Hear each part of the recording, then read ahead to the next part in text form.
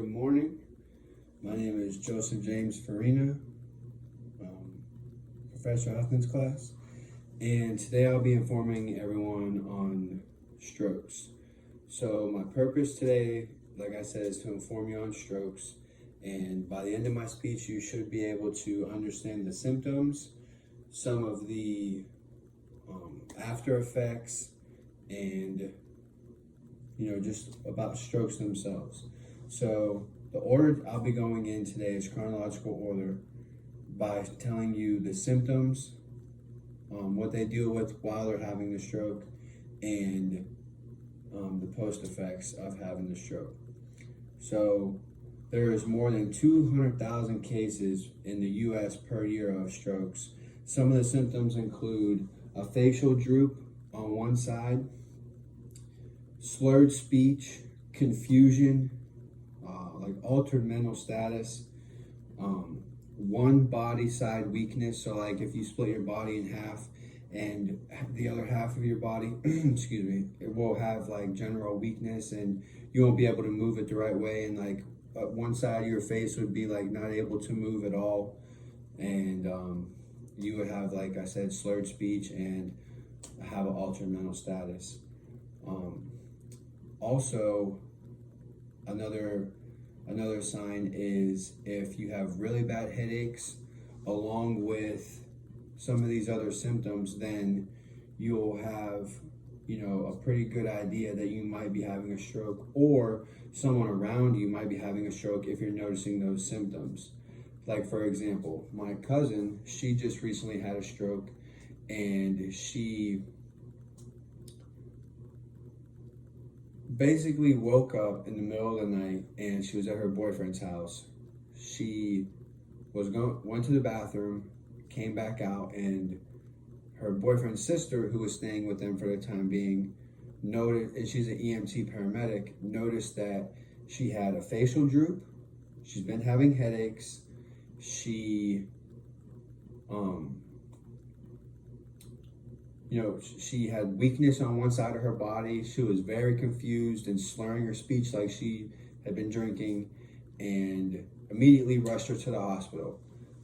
Within 5 minutes of being seen, they flew her in a helicopter to another hospital because she was having a hemorrhagic stroke, which is going to lead me into the types of strokes.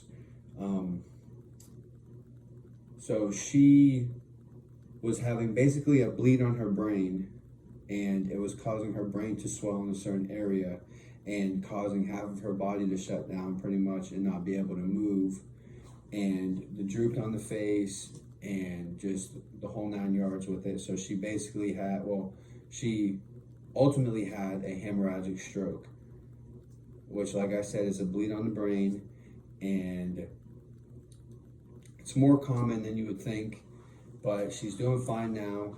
But some of her after effects are, she still has the drooped face. She had to have brain surgery, so they went in, took the blood out of her brain that, or in her skull that shouldn't be there, causing the swelling. And, she's getting her speech back, but she still has some of those residual effects from the stroke. And so that's going to go into the post effects of strokes. So there are a couple different kinds of strokes. There's an ischemic attack, an ischemic stroke, and a hemorrhagic stroke. So like my cousin had the hemorrhagic stroke, which is the bleed on the brain. Excuse me. Like I said, those are more common than everyone might think.